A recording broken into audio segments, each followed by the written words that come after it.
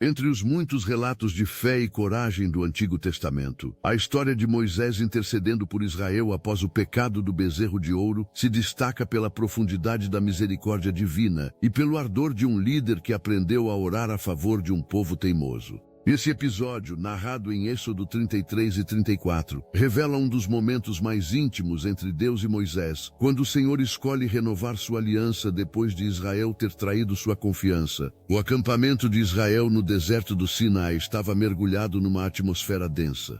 As montanhas negras se erguiam imponentes e o pó cinzento se misturava à fumaça do recente pecado do povo. Ainda ecoava no coração de muitos o som dos gritos e do caos que tomaram conta do arraial quando Moisés desceu do monte trazendo as tábuas da aliança e encontrou o povo adorando um bezerro de ouro. Agora, após o castigo e o arrependimento inicial, pairava sobre todos uma dúvida. O Senhor ainda caminharia com eles? Moisés, abatido pelo peso da culpa coletiva, ajoelhava-se diante da tenda da congregação. Seu rosto ainda trazia sinais da tristeza, e sua voz, trêmula, subia em oração. Senhor, disseste que me conheces pelo nome e achaste graça em mim, começou. Se é assim, rogo-te, mostra-me teus caminhos, para que eu te conheça mais. O deserto estava silencioso.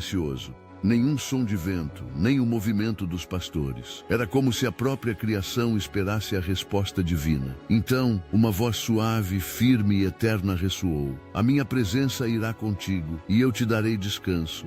Moisés, tomado de reverência, fechou os olhos e sussurrou: Senhor, se tua presença não for conosco, não nos faças subir daqui. Ele sabia o que era liderar um povo difícil e murmurador. Sabia que sem o apoio de Deus, nem o homem mais capaz seria suficiente. As palavras daquele instante se tornaram mais do que um pedido, eram uma confissão. Os olhos do profeta se encheram de lágrimas ao dizer: Como se saberá que achamos graça aos teus olhos, se não fores conosco? É tua presença que nos distingue de todos os povos da terra. No silêncio que seguiu, uma luz branda começou a se mover sobre a entrada da tenda. Os israelitas de longe observavam e uma reverência percorria o acampamento. Alguém murmurou: O Senhor fala com Moisés como um amigo fala com outro. Era uma proximidade incomum, quase impossível de descrever.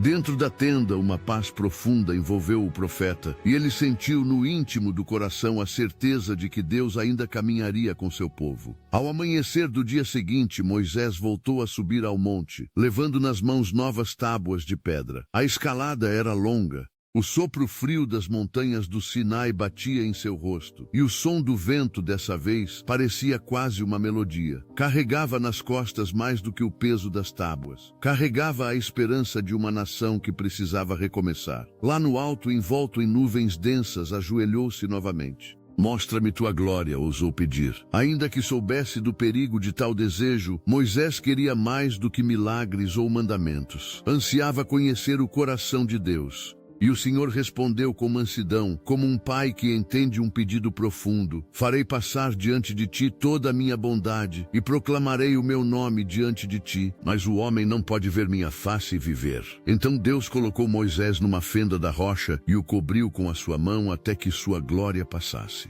O vento tornou-se quente e luminoso, as pedras tremiam sob o toque divino, e Moisés, mesmo sem ver o rosto do Senhor, contemplou o resplendor de sua presença. O som era como de 1000 rios fluindo em coro. Quando a glória passou, um sentimento de reverência o encheu e um temor santo tomou conta de sua alma. Dias depois, quando Moisés desceu do monte novamente, trazia nas mãos as novas tábuas da lei e um brilho no rosto que o tornava irreconhecível. O povo estremeceu ao vê-lo, pois sua pele resplandecia com a glória refletida do encontro com o Eterno. Cobre o rosto, Moisés pediram, pois não conseguiam suportar aquele fulgor. Ele obedeceu, mas no íntimo o coração transbordava de alegria.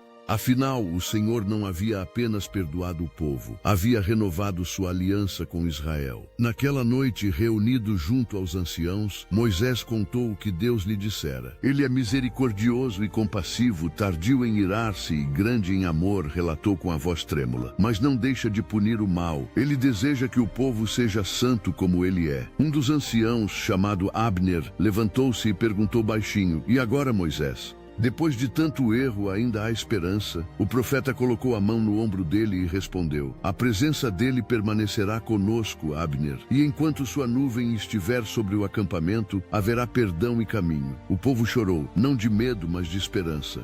Os dias que se seguiram foram de consagração. Cada homem limpou o interior de sua tenda. Cada família trouxe ofertas sinceras. E o som de arrependimento deu lugar ao murmúrio de preces e cânticos. No centro do acampamento, Moisés levantou o rosto e observou a coluna de nuvem pairando sobre a tenda. Sabia que ali estava a garantia. Deus ainda caminhava com eles. E assim o deserto, outrora lugar de medo, transformou-se em cenário de comunhão.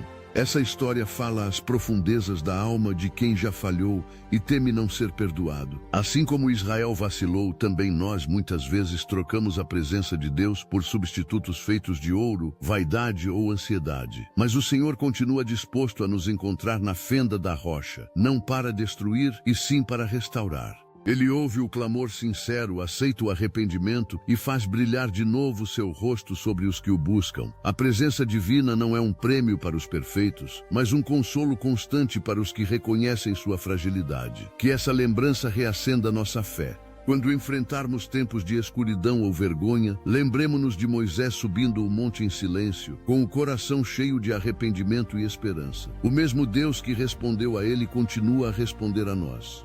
Ele deseja nos envolver com a sua bondade e renovar em cada geração a promessa da sua presença. E se crermos, descobriremos que até no deserto há luz quando ele caminha ao nosso lado. Se você gostou, curta e compartilhe essa história para que mais corações sejam lembrados da força da presença de Deus em meio aos recomeços.